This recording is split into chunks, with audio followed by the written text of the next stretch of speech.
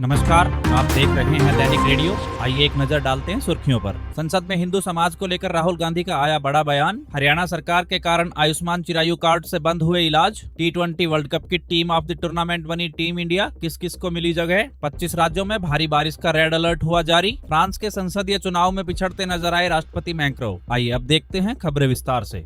आज संसद के छठे दिन लोकसभा राज्यसभा दोनों सदनों में जमकर हंगामा हुआ। राष्ट्रपति के अभिभाषण पर धन्यवाद प्रस्ताव पर चर्चा हो रही थी, तभी लोकसभा में विपक्ष के नेता राहुल गांधी ने भाजपा को हिंसा करने वाली पार्टी बताया। इस पर प्रधानमंत्री मोदी ने खड़े होकर इसका विरोध किया और अमित शाह ने माफी मांगने की मांग की। वहीं इससे पहले राज्यसभा में नेता प्रतिपक्ष मल्लिकार्जुन खड़गे ने कहा कि आरएसएस की विचारधारा देश के लिए खतरनाक है। इस पर सभापति जयदीप धनखड़ ने कहा, आरएसएस देश के लिए काम करती है, इसमें अच्छे लोग भी जुड़े हैं। इस पर मल्लिकार्जुन खड़गे ने कहा, आरएसएस की विचारधारा मनुवादी है। राज्यसभा में नेता सदन जेपी नड्डा ने उनकी बात को राज्यसभा की कार्यवाही से हटाने की मांग की। सभापति धनखड़ ने उनकी मांग पर बयान को कार्यवाही से हटा दिया है। वहीं दूसरी तरफ राहुल गांधी ने केंद्र सरकार पर तंज कसते हुए कहा कि आपने हर व्यक्ति के लिए डर का पैकेज दिया है, रोजगार तो आपने खत्म ही कर दिया। अब नया फैशन निकला है नीट। एक प्रोफेशनल स्कीम को आपने कमर्शियल स्कीम में तब्दील कर दिया है। गरीब आदमी मेडिकल कॉलेज जा नहीं सकता। पूरा का पूरा एग्जाम अमीर बच्चों के लिए बनाया गया है। हजारों करोड़ रुपए बन रहे हैं और कमर्शियल पेपर आपने जो बना रखे हैं 7 साल में 70 से ज्यादा लीक हुए हैं। वहीं राष्ट्रपति के अभिभाषण में न पेपर लीक की बात होगी न अग्निवीर की बात होगी। हमने एक दिन के लिए चर्चा की मांग की तो सरकार ने कहा नहीं, ये नहीं हो सकता।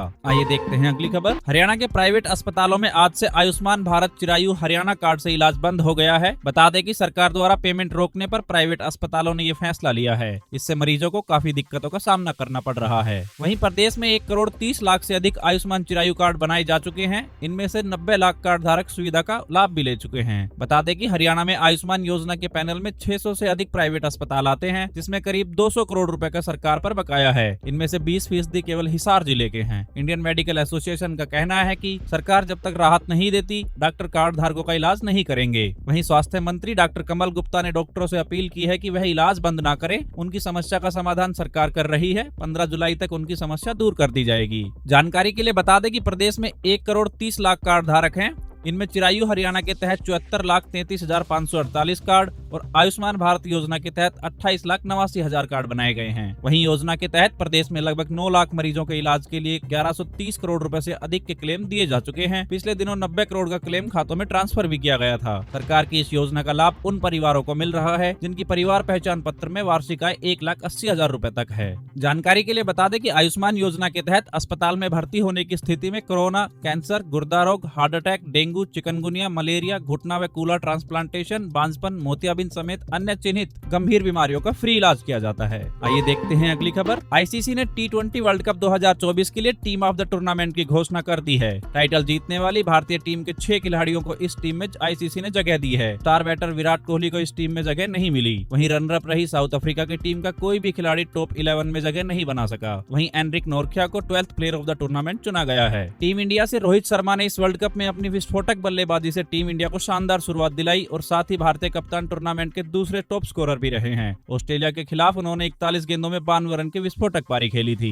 वहीं दूसरे नंबर पर रहे सूर्य कुमार ने टूर्नामेंट में 2 अर्धशतक लगाए और इंग्लैंड के खिलाफ सेमीफाइनल में 47 रन की महत्वपूर्ण पारी भी खेली थी। वहीं फाइनल में टूर्नामेंट का बेस्ट कैच लपककर भारत की खिताबी जीत में अहम भूमिका भी निभाई। आखिरी ओवर की पहली गेंद पर डेविड मिलर का वह कैच ही था जिसकी वजह से साउथ अफ्रीका के हाथ से जीत फिसल गई थी। ऑलराउंडर्स की कैटेगरी में शामिल हार्दिक पांड्या ने लोअर ऑर्डर में बल्लेबाजी से शानदार प्रदर्शन किया। जब टीम को उनको जरूरत थी तब गेंद से भी सफलताएं दिलाई। उन्होंने फाइनल में हेनरिक क्लासन और डेविड मिलर को आउट कर टीम इंडिया को जीत दिलाने में अहम भूमिका निभाई थी। हार्दिक पांड्या के बाद वहीं ऑलराउंडर में अक्षर पटेल ने बल्ले से महत्वपूर्ण प्रदर्शन किया और टूर्नामेंट के बेस्ट कैचों में से एक कैच भी लिया। ये कैच ऑस्ट्रेलिया के कप्तान मिशेल मार्श का था। उन्होंने फाइनल में शानदार 47 रन बनाए, जिससे विराट कोहली को टिकने और एंकर की भूमिका निभाने में मदद मिली। सेमीफाइनल में इंग्लैंड के खिलाफ 23 रन देकर 3 विकेट लिए और प्लेयर ऑफ द मैच भी रहे। इसके बाद बॉलर कैटेगरी में जसप्रीत बुमराह को प्लेयर ऑफ द टूर्नामेंट चुना गया है। बुमराह ने T20 वर्ल्ड कप 2024 में 15 विकेट लिए हैं। उनकी इकोनॉमी रेट 4.17 रही, जो T20 वर्ल्ड कप के किसी भी एडिशन में किसी बॉलर का बेस्ट है। अब बारी है last but not least Arshdeep Singh, जिन्होंने 8 मैचों में 17 विकेट के साथ टूर्नामेंट में फजल फारूकी के साथ संयुक्त रूप से सबसे ज्यादा विकेट लेने वाले गेंदबाज बने हैं। फाइनल में अर्शदीप ने भारत की जीत में महत्वपूर्ण भूमिका निभाते हुए एक महत्वपूर्ण समय पर क्विंटन डिकॉक का बड़ा विकेट लिया और फिर शानदार 19वां ओवर फेंका, जिसमें केवल 4 रन दिए। आइए देखते हैं अगली खबर। मौसम विभाग ने देश के 25 राज्यों में आज और अगले 5 दिन तक भारी बारिश का रेड अलर्ट जारी किया है।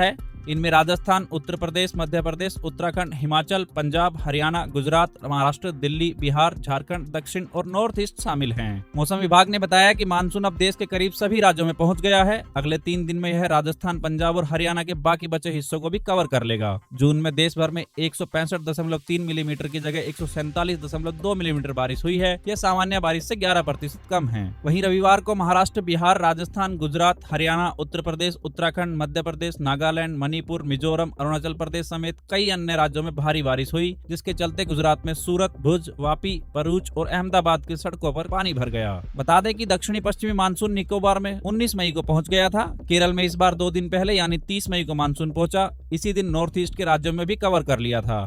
फिर 12 जून से 18 जून तक मानसून रुका रहा। वहीं 6 जून को महाराष्ट्र तथा 11 जून को गुजरात में दाखिल हुआ था। वहीं सबसे आखिर में 28 जून को मानसून ने दिल्ली और हरियाणा में एंट्री ली। 30 जून तक मानसून ने तकरीबन पूरे देश को कवर कर लिया है। राजस्थान, हरियाणा और पंजाब का कुछ हिस्सा बाकी है। अगले 3 दिन में यहाँ भी मानसून पहुँचने के अनुमान है। आइए देखते हैं अगली बड़ी खबर। फ्रांस में हुए नेशनल असेंबली के चुनाव में राष्ट्रपति इमैनुअल मैक्रों की पार्टी पिछड़ गई है। फ्रांस में गृह मंत्रालय ने सोमवार को वोटिंग के रिजल्ट जारी करते हुए बताया कि दक्षिणपंथी पार्टी नेशनल रैली को सबसे ज्यादा 35.15% वोट मिले हैं। दूसरे पर वामपंथी न्यू पॉपुलर फ्रंट गठबंधन को 27.99% वोट मिले हैं और वहीं राष्ट्रपति मैक्रो के रेनेशा पार्टी को 20.76% वोट मिले हैं। बता दें कि फ्रांस में रविवार को नेशनल असेंबली के 577 सीटों के लिए पहले चरण की वोटिंग हुई थी।